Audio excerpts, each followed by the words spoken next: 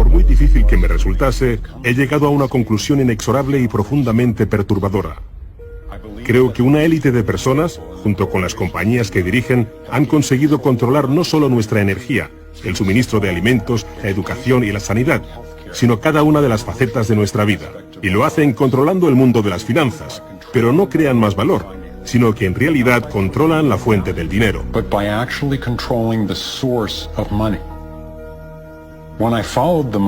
Cuando seguía el dinero, vi que me arrastraba a la cima de una pirámide. Aquí estamos en la base de la pirámide con nuestro día a día. Por encima de nosotros está el gobierno, personas a las que se les ha otorgado un monopolio de poder y lo usan para imponernos impuestos y controlarnos, estemos de acuerdo o no. Pero ¿quiénes los controlan a ellos? En el siguiente nivel nos encontramos a las compañías. Muchas personas opinan que hoy en día son ellas las que gobiernan el mundo, y no los estados nacionales, y lo denominan corporatocracia.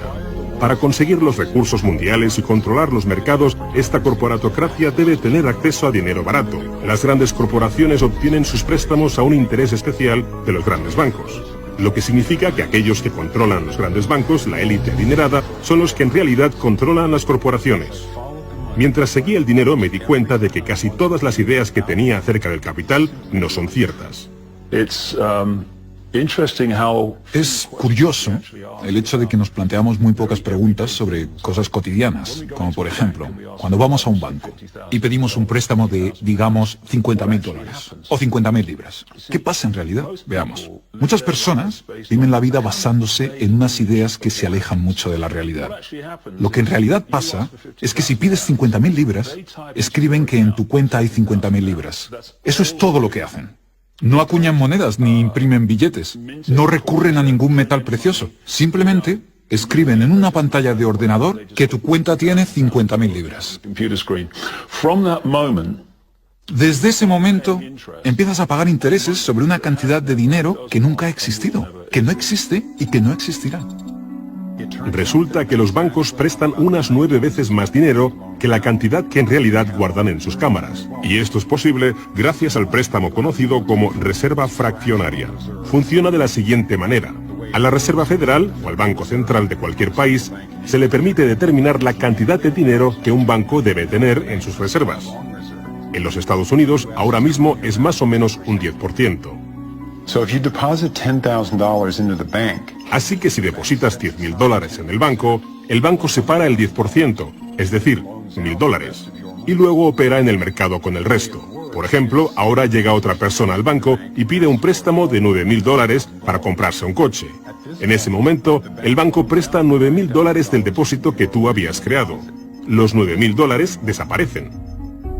Entonces la persona que solicita el préstamo paga al vendedor del coche y éste ingresa la cantidad en otro banco que forma parte del mismo sistema bancario central. Estos $9.000 se consideran un nuevo depósito y así continúa el proceso sucesivamente. El dinero se vuelve a depositar y se vuelve a prestar hasta que el depósito inicial de $10.000 se convierte en $100.000. El sistema bancario acaba de crear $90.000 simplemente prestando el dinero. Aparentemente todo empezó con los orfebres del siglo XVII, cuando la gente acudía a ellos para comerciar con oro. El oro era muy pesado para llevarlo de un sitio a otro, así que la gente comenzó a guardarlo en cámaras y comerciaba con recibos. Aquellos recibos fueron los primeros billetes. Como solo unos pocos retiraban su oro en momentos determinados, los dueños de las cámaras, básicamente los nuevos banqueros, empezaron a crear recibos de oro que en realidad no tenían. Entonces prestaban esos recibos y les aplicaban unos intereses al dinero prestado, al oro, que en realidad no tenían. Así nació nuestro sistema de reserva fraccionaria. En este sistema, los banqueros consiguen hacer dinero de donde no hay nada, mientras que el resto de nosotros tenemos que trabajar para ganárnoslo. Esto ha provocado una forma moderna de servidumbre donde la masa de la sociedad trabaja para pagar su deuda con los bancos.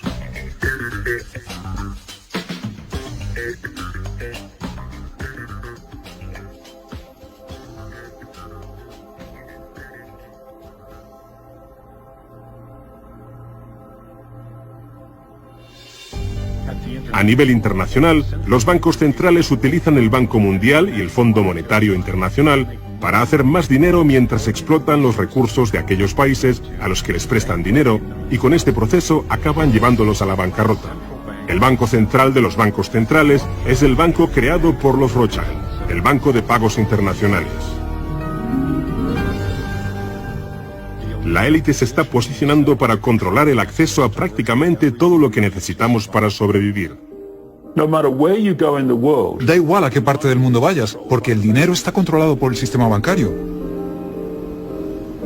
Ellos deciden si la gente come o no come. ¿Quién se convierte en multimillonario y quién sobrevive con menos de $1 al día? El que controla el dinero, controla el mundo. Y muy pocas personas controlan el dinero.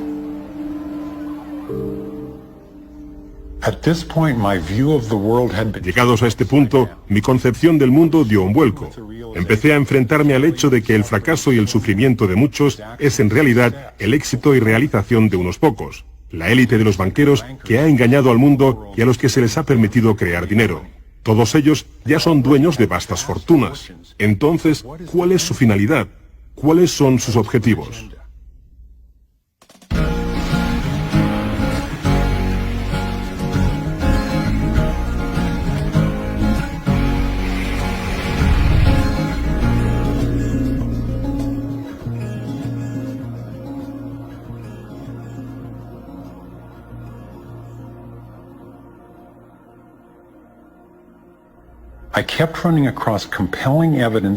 Seguí encontrando pruebas y a expertos creíbles que afirmaban que el objetivo secreto de la élite financiera no era otro que el dominio total del mundo. Al principio me resistí a creerlo, pero me había comprometido a averiguar qué nos impedía prosperar, y daba igual a dónde me llevase ese descubrimiento. Una noche me desperté a las 3 de la madrugada con una pregunta que me inquietaba. Si este pequeño grupo quería dominar el mundo entero, ¿qué necesitarían controlar para conseguirlo? Salté de la cama y empecé a hacer una lista. Lo primero y lo más importante es que tienen que controlar el dinero. Y eso ya lo hacen. Controlar el dinero les permite controlar el resto de las cosas. Necesitan controlar la energía y eso también lo hacen. También controlan la agricultura a gran escala y el comercio mundial. Están comprando todos los suministros de agua de todo el mundo. Se han metido a la sanidad en el bolsillo e intentan acabar con las alternativas naturales. Tienen que controlar la información a la que tenemos acceso y nuestra reacción ante tal información. En Estados Unidos, Internet, nuestra mayor herramienta de comunicación y la base de la organización, hoy en día no está controlada o censurada, pero esto está sufriendo ataques desde muchos puntos. Gobiernos, corporaciones y las Naciones Unidas intentan conseguir el control. Para un dominio total, se debe controlar la disconformidad. Tienen que arrebatarnos nuestros derechos, espiar a ciudadanos de a pie y seguirnos en todas las facetas de la vida. Mientras amanecía, sabía que una poderosa élite lo tenía prácticamente todo preparado para gobernar el mundo, y con miedo me di cuenta de que Gran Hermano no se acerca, sino que ya está aquí. Ya estamos metidos en Matrix. Pero ¿cómo salimos? Fui consciente de que necesitaba descubrir cuáles eran sus estructuras de poder y cómo funcionaban. Un grupo relativamente pequeño de familias, especialmente los Rothschild, los Rockefeller, los Morgan y los Carnegie, junto con los Harriman, los Schiff y los Warburg, han dirigido la élite en Occidente durante generaciones. Con esto no quiero decir que todos los integrantes de estas familias sean conscientes o participen en los planes de dominio del mundo. Sin embargo, estoy convencido de que los cabezas de familia de estas dinastías controlan los intereses corporativos y financieros que llevan a cabo el fatídico esquema que está destrozando tantísimas vidas. Se les ha puesto muchos nombres a aquellos que en secreto controlan el orden del día. Algunos informes filtrados confirman que se reúnen por todo el mundo a puerta cerrada para debatir sus intereses. Entonces, como un mecanismo de relojería, sus planes empiezan a aparecer en los medios de comunicación, finanzas, negocios, gobiernos y acciones militares. Está claro que no todos los que forman parte de estos grupos toman las decisiones. Hay una jerarquía de información y participación. Uno de los principales símbolos de esta élite de control es el ojo que todo lo ve. Aparece en el billete del dólar, en el sistema de vigilancia masiva estadounidense que en un principio se llamó Conocimiento Total de Información, en la agencia de inteligencia británica MI5 e incluso preside el complejo del Tribunal Superior de Justicia en Israel, diseñado y financiado en su totalidad por los Rothschild. Creo que han tomado la imponente imagen de la pirámide de Keops y su famoso remate metálico, pero lo han distorsionado con el mensaje de que representa a aquellos que están en la cima y que son capaces de controlar y seguir a todos aquellos que están por debajo. Pero esta información la han utilizado de manera perjudicial aquellos que quieren promover el antisemitismo. Erróneamente, califican estos objetivos de intereses judíos y continúan fomentando el racismo que acaba destruyendo tantísimas vidas. Dejemos las cosas claras. No se trata de objetivos judíos. Se ha documentado que los banqueros centrales incluso financiaron a ambos bandos de la Segunda Guerra Mundial, así como algunas corporaciones asociadas con las atrocidades de Hitler contra el pueblo judío. Como estas personas tienen más dinero del que necesitarán sus familias durante generaciones, y como también tienen el poder para crear el dinero, no creo que su objetivo final sea amasar una fortuna.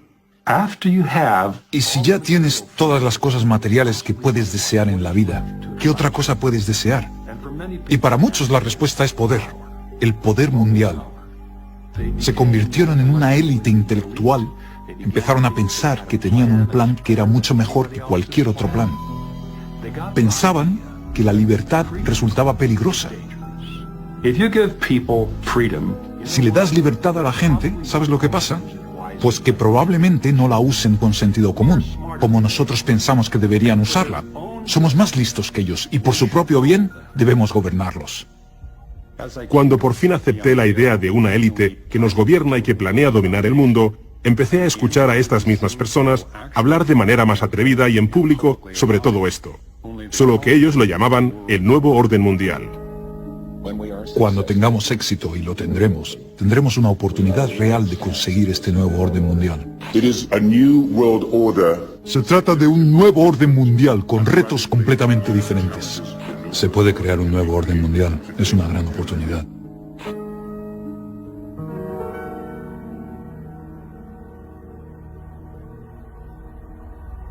Teniendo en cuenta la situación de nuestro mundo ahora mismo, un nuevo orden mundial puede parecernos una gran idea. Pero tengo que diferenciar entre lo que descubrí sobre el dominio mundial, un único gobierno global dirigido por una pequeña élite, y la realidad de nuestra interconexión global, que es darnos cuenta de que a un nivel fundamental y espiritual no somos tan distintos, todos estamos conectados. Pero los objetivos para el dominio del mundo sugieren todo lo contrario. Siguen la estrategia de divide y vencerás, para mantenernos enfrentados, pensando que el problema son los demócratas o los republicanos, los liberales o los conservadores, cuando en realidad ambos partidos tienen los mismos objetivos. Creo que nos dirigimos a un mundo totalitario, en realidad a una dictadura militar dirigido por una pequeña élite que tiene todo el poder y dicta las leyes. Si tuviesen éxito, no habría lugar al que huir o dónde esconderse. Pensadlo detenidamente.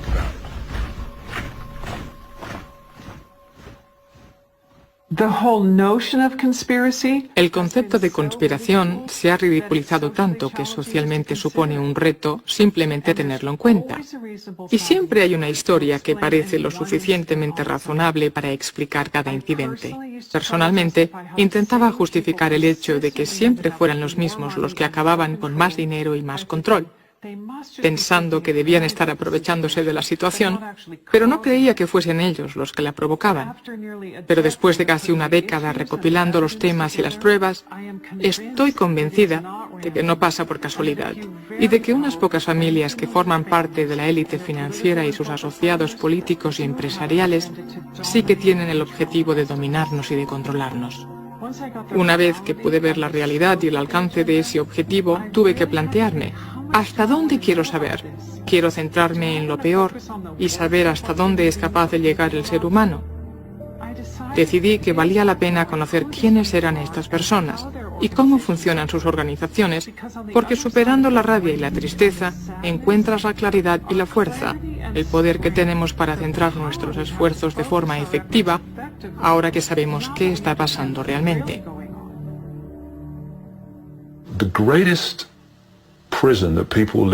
El miedo a qué piensan los demás es la mayor prisión en la que vive la gente. Lo que me pasó a mí como resultado de toda la ridiculización que sufrí fue que dejé a un lado ese miedo a qué puede pensar la gente de mí. Y cuando lo haces, te das cuenta de que hasta ese momento has estado viviendo en una cárcel. Y lo que me aportó fue una comprensión personal de lo fácil que es para unos pocos controlar a la gran mayoría. Lo único que tienes que hacer es dictar las normas de la sociedad. Lo que está bien y lo que está mal. Lo moral y lo inmoral. Lo bueno y lo malo. Lo sano y lo perjudicial. Lo posible y lo imposible. Y construyes lo que yo llamo una zona libre de problemas. Y si vives la vida dentro de esos parámetros de percepción, de creencias, y lo que dices y piensas encaja en eso, entonces la gente te dejará en paz, porque eres normal.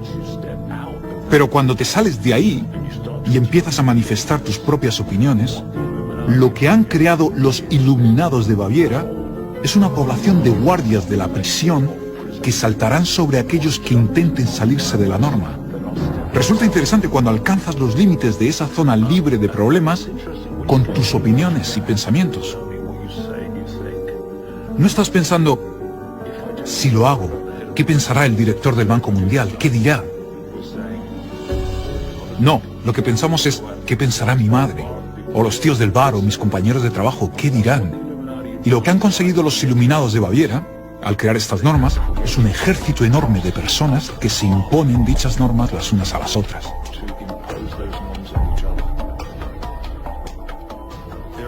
Su gran estrategia para el dominio del mundo ya se está llevando a cabo. Están dividiendo el mundo en superestados, que van más allá de las fronteras nacionales, por tanto les resulta más fácil manejarnos. Ya han creado la Unión Europea y la Unión Africana. Los políticos de Estados Unidos, Canadá y México, amparados en la Alianza para la Seguridad y la Prosperidad de América del Norte, han estado trabajando en la zona septentrional de lo que se podría llamar planes para una Unión Americana. Estas actividades se llevan a cabo desde hace años sin el permiso de ningún ciudadano del Congreso. Una Unión del Pacífico también está en marcha.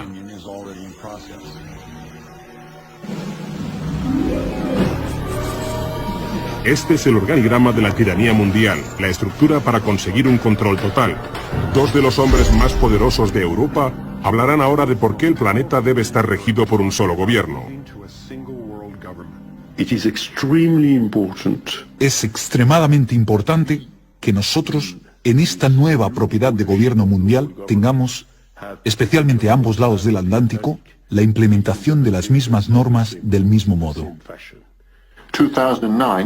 El año 2009 también es el primer año del gobierno mundial con la creación del G20, en medio de una crisis financiera. A nivel internacional, la élite de los bancos centrales ha colocado a grandes organizaciones en el lugar adecuado para implementar sus políticas, entre ellas la Organización Mundial del Comercio, la Organización Mundial de la Salud, el Banco Mundial y el Fondo Monetario Internacional. John Perkins es un hombre que, debido a sus muchos años de experiencia como lo que se conoce como sicario económico, conoce cómo la conspiración de los bancos, corporaciones y gobiernos ha tomado el control de países de todo el mundo. Hemos usado muchas técnicas, pero probablemente la más común es que vamos a un país que tiene recursos que nuestras corporaciones desean, como petróleo, y organizamos un gran préstamo para ese país a través de una organización como el Banco Mundial u otra similar. Pero casi todo el dinero va a parar a las corporaciones de los Estados Unidos, no al país en sí, sino a corporaciones como Bechtel y Halliburton, General Motors, General Electric, este tipo de organizaciones. Y ellos construyen grandes proyectos de infraestructuras en ese país. Centrales eléctricas, autovías, puertos, polígonos industriales, cosas que les resultan de utilidad a los ricos, pero que los pobres apenas disfrutan. De hecho, los que sufren son los pobres porque se tienen que devolver préstamos de enormes cantidades y su pago implica que los pobres no tendrán acceso a la educación, sanidad o a cualquier otro servicio social. Y el país se ve sumido en una enorme deuda, intencionadamente. Volvemos, los sicarios económicos, a este país y decimos, escuchad, nos debéis un montón de dinero. No podéis pagar vuestras deudas, así que pagadnos en especies. Y en cuanto un presidente antiestadounidense es elegido, uno de nosotros va y dice, felicidades, señor presidente. Ahora que es presidente, solo quiero decirle que puedo hacerle muy, pero que muy rico a usted y a su familia. Se puede llevar varios cientos de millones de dólares si nos baila el agua. Si me dice que no, tengo en este bolsillo una pistola con una bala que lleva su nombre, por si acaso se le ocurre mantener las promesas que hizo durante la campaña y dejarnos tirados. Venda muy barato el petróleo a nuestras compañías petrolíferas, vote con nosotros en el próximo debate de las Naciones Unidas o mande tropas de apoyo a los nuestros a diferentes lugares del mundo, como Irak. Y de esa manera hemos conseguido crear un imperio mundial en el que muy pocos saben lo que hemos hecho. Como mucha gente, pensaba que una conspiración para dominar el mundo no podría funcionar porque básicamente no hay personas que sean tan competentes. Pensaba, no puede ser que sean capaces de orquestar esos planes con ese nivel de control y secretismo necesario.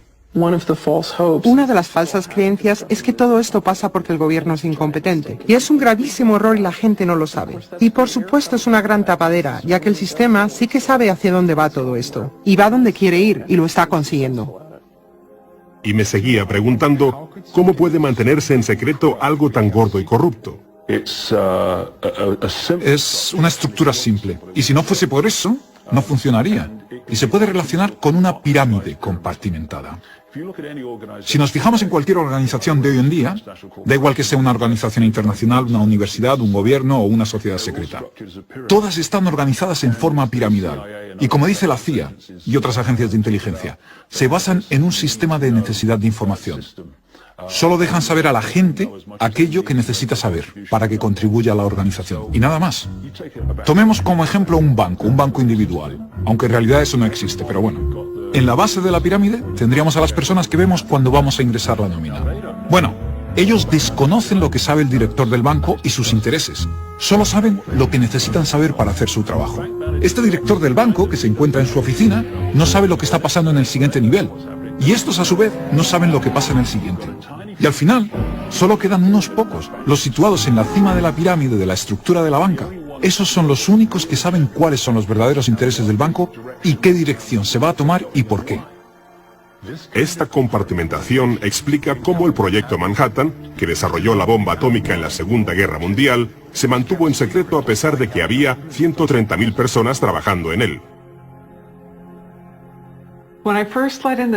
Cuando empecé a conocer la escala y las intenciones de sus objetivos, pasé 2 semanas como si tuviera la gripe. Pero luego me di cuenta de que en realidad se trataba de un intento perfectamente planeado y orquestado para hundir el potencial humano. Pero aún así, nuestro potencial sigue brillando.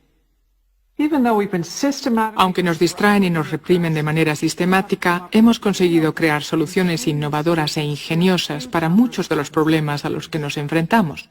No es culpa nuestra no habernos dado cuenta de lo bien organizado que está este esquema y de sus intenciones. Este es nuestro reto. Me fijé en la clase de mundo que la élite controladora nos ha dado y me tuve que preguntar, ¿cómo sería nuestro mundo si tuviesen el control total sobre todos nosotros en todas las partes del planeta? En este nuevo orden mundial que proponen, un pequeño número de personas ejercería el control total sobre la vida del resto, a través de un sistema de vigilancia indiscreta, control de la disensión a través de la violencia y la esclavitud de la deuda. Imaginaos pequeñas islas de opulencia rodeadas de un mar de miseria, donde la misión del ejército es proteger a los que tienen de los que no tienen. He llegado a creer que si consiguen sus objetivos no augurará nada bueno para nosotros y que no se detendrán ante nada para implementar su plan. Aunque a los estadounidenses nos resulte difícil de aceptar, estoy convencido ahora de que el objetivo de la élite mundial incluye destruir la solvencia y soberanía financieras de los Estados Unidos. Con su historia de libertad de expresión y revuelta armada, los Estados Unidos representan el mayor obstáculo para conseguir la consolidación mundial del poder. Si consiguen hundir este país, creo que la élite internacional intentará transferir el poder y la productividad de los estadounidenses a su dictadura mundial. Gradualmente irán controlando nuestras vidas en lo que David Icke ha llamado totalitarismo de puntillas. Pensadlo. Nos tienen sumidos en una deuda tan profunda que nunca podremos devolverla. Están hundiendo el dólar e intentan reemplazarlo con una divisa mundial del FMI. Esta impresión de una moneda mundial electrónica y sin necesidad de dinero en efectivo facilitaría que una autoridad central pudiese incapacitar económicamente a cualquier individuo o grupo al instante. Ahora, por primera vez en la historia, se proponen impuestos internacionales con la excusa de atender el cambio climático. Como un caballo de Troya, el sugerido tratado, desvelado en la Conferencia del Clima de Copenhague de 2009, apeló a nuestra preocupación por el medio ambiente, mientras nos distraía del hecho de que este impuesto sin precedentes sobre el carbono se le pagaría al Banco Mundial y que la Policía Mundial haría que se cumpliera. Hay formas de solucionar la necesidad obvia de recortar la polución sin crear una base imponible para la tiranía. Quieres cambiar la sociedad de un modo que sabes que si lo haces abiertamente obtendrás una reacción adversa. Así que no lo haces abiertamente. Usas la estrategia problema, reacción, solución. Fase 1. Creas un problema. Podría ser un OCS, el hundimiento de una moneda, una caída de la bolsa, el fracaso de un gobierno.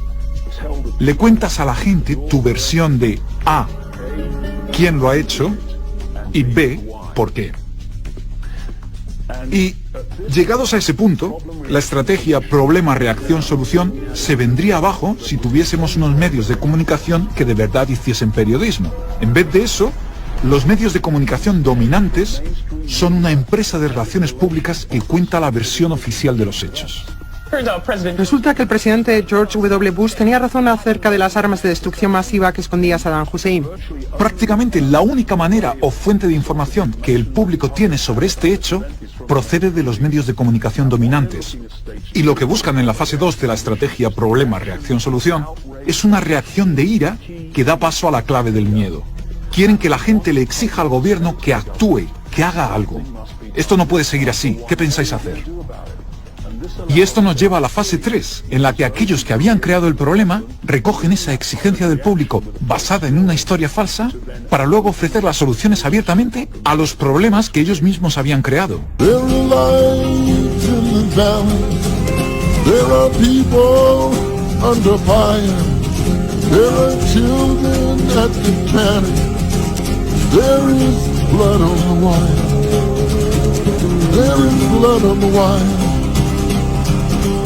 There is blood on the wire.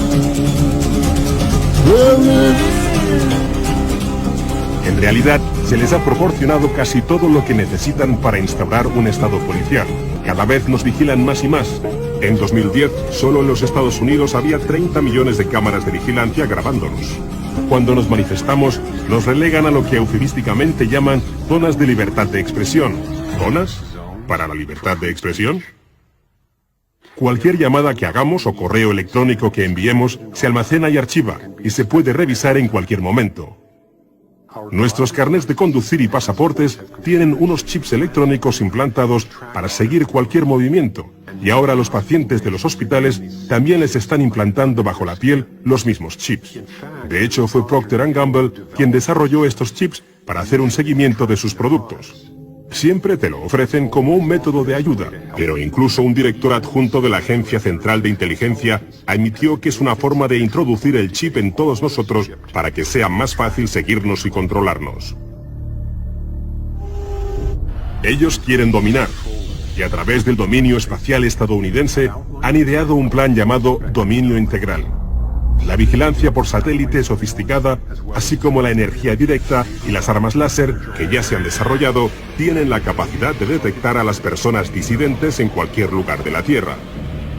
Creo que también intentan asegurarse de que pueden enfrentarse de forma efectiva a cualquier resistencia. Los campos de contención de la Agencia Federal de Gestión de Emergencias y los vagones ferroviarios con grilletes recientemente se están construyendo o reformando por todo Estados Unidos para utilizarlos en lo que los oficiales llaman tiempos de pandemia o malestar civil.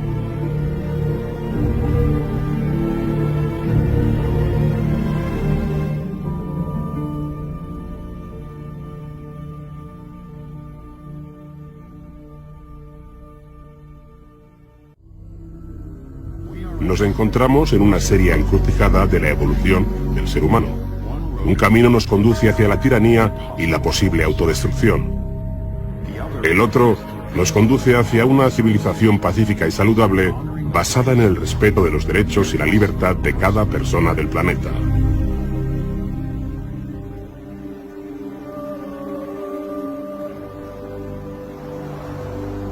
Partir hacia esta nueva dirección depende de que vosotros y yo allanemos el camino. Ha llegado el momento de decir, basta, hay otro camino. Creo que juntos tenemos los conocimientos, los recursos y las soluciones